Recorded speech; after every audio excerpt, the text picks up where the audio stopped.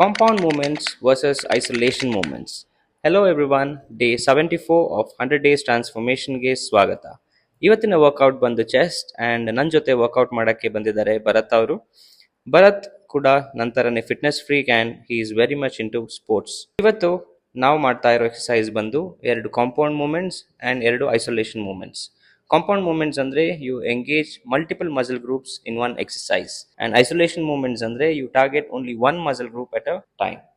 Compound movements bandu flat bench press 4 sets and incline dumbbell bench press 4 sets ಮಾಡ್ತೀವಿ.